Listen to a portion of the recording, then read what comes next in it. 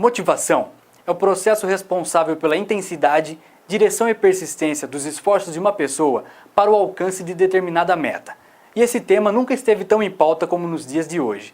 E por isso, a voluntária Suzana Storoli vai conversar com o consultor de empresas Paulo Lotti Júnior, que dará algumas dicas sobre o assunto. Acompanhe! Vou conversar com Paulo Lotti Júnior, que é consultor em comportamento e desenvolvimento organizacional, palestrante e professor universitário da PUC Campinas. Paulo, conta um pouco pra gente a sua trajetória de vida e também o desenvolvimento do seu trabalho como consultor em comportamento e desenvolvimento organizacional.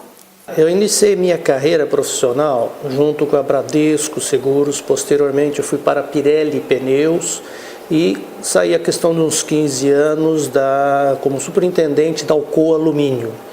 Paralelamente a esse período, eu também era professor universitário, o que me ajudou muito em termos de aliar, não só a teoria, como também a prática.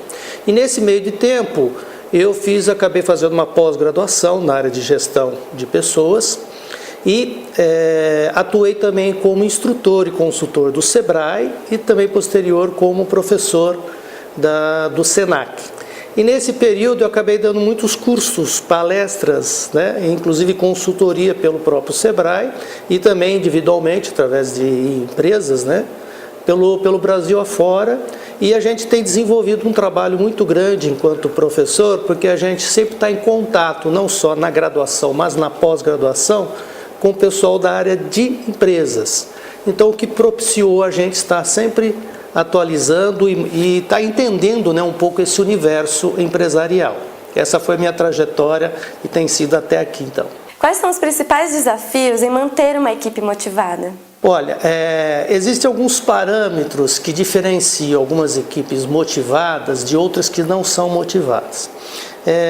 Desafio, como você falou, é um grande ingrediente para poder manter essa equipe motivada. Por quê? Ela vai ter sempre algum ingrediente novo, alguma incremento nas atividades do dia a dia que faz com que ela se motiva. Diferentemente, se ela não tiver desafios. Então, uma pessoa que faz um trabalho meramente burocrático, que caia numa rotina e não tem algo novo para ser agregado dia a dia dela, ela com o passar do tempo ela pode se desmotivar. É lógico que não é só a questão do desafio, Tem que ter oportunidade de crescimento, a questão da integração, a questão da oportunidade de desenvolvimento interno, A valorização e o reconhecimento desse profissional são alguns fatores que podem estar motivando esses funcionários. Traçar metas é uma forma de motivar a equipe? Sem dúvida. Se você traçar metas, indiretamente você está botando um ingrediente, em termos de alguma coisa a ser alcançada, a ser buscada, E isso é um objetivo, isso representa um desafio. Então isso é favorável, evidentemente, a essa questão de motivar as pessoas dentro da equipe. É lógico que precisam ser objetivos e metas alcançáveis. Eu não posso colocar alguma coisa absurda para alguém que não possa estar alcançando. E o salário também é um fator motivacional? Ele, ao mesmo tempo, ele é motivador e é desmotivador. Eu vou explicar. Ele é motivador porque todo mundo trabalha e tem que ser recompensado de alguma forma. Então, se esse salário estiver de acordo com as expectativas, de acordo com o grau, a visão, etc., da empresa no mercado, quer dizer, quanto mais competitiva a empresa, não só a composição do salário, mas os benefícios oferecidos, eles vão ter que ser competitivos para poder manter e reter esse profissional. Agora, ele vai desmotivar se de repente esse salário não corresponder à expectativa dele enquanto profissional. Porque todo mundo tem, em relação a si, o potencial dele. Ele sabe até onde pode ir, até onde não pode ir. Então, o salário, da mesma forma que ele pode ser um motivador, ele é um desmotivador. Por quê?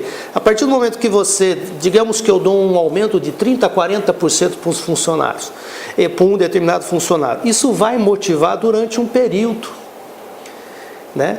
Mas ele vai precisar de novos desafios, para depois, porque o ser humano ele é insaciável. À medida que ele alcança um patamar, ele quer cada vez mais. Então ele é motivador, sim, se você tiver atrelado a desafios, atrelado a resultados, atrelado a conquistas, né, de novas metas, objetivos, com benefícios adequados, mas ele é desmotivador se de repente não estiver dentro da média do mercado ou for aquém das necessidades que todo profissional precisa. Se um líder não investe na motivação, é dever do funcionário buscar essa automotivação? Hoje, antigamente, eu costumo dizer, inclusive, para os meus alunos, o seguinte: antigamente, se existia algum funcionário, alguma pessoa que de repente não se dava bem ou não alcançava os resultados, o próprio líder dizia que o problema era dele e mandava ele embora, etc. Hoje não. Hoje, se o funcionário não alcançar os objetivos, é porque esse líder não foi capaz de, evidentemente, verificar as necessidades, motivações, interesses desse seu funcionário para poder alcançar essas metas. Então a liderança hoje está diretamente ligada à motivação dessa equipe.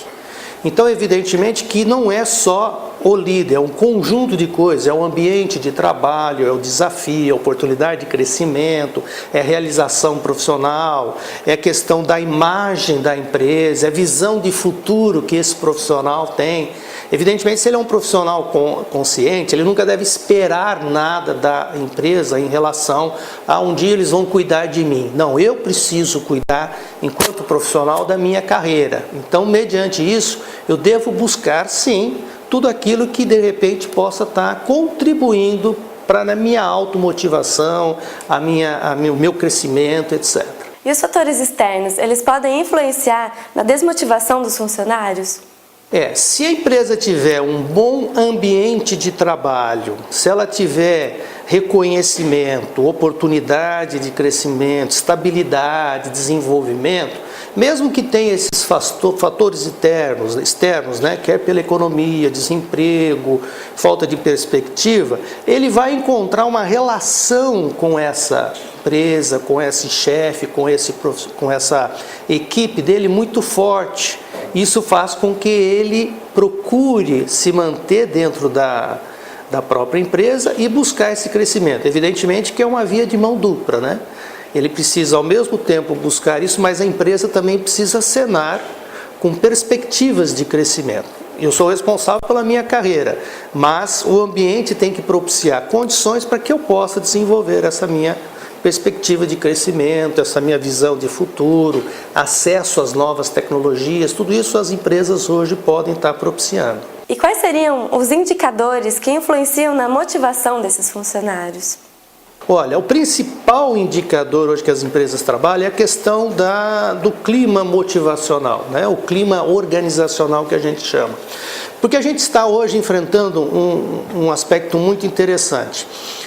Por conta da globalização, está exigindo mais das empresas que elas sejam produtivas, competitivas. E para que isso seja possível atender a essa necessidade do mercado, é preciso que eu tenha cada vez mais funcionários, né, ou colaboradores comprometidos naquilo que eles estão fazendo. Então esse compromisso, né, esse vínculo, né, com a empresa só vai se dar se ele estiver muito satisfeito naquilo que ele faz. E para isso, o ambiente que ele trabalha precisa ser agradável ao ponto de ele desenvolver digamos assim, essa busca dele por resultados, aí ele não vai ficar apático. Agora, se eu não tenho esse ambiente favorável, eu não tenho segurança, eu não tenho uma oportunidade de desenvolvimento, eu não tenho uma relação com a minha chefia, com o meu líder, com a minha empresa, etc., tudo isso acaba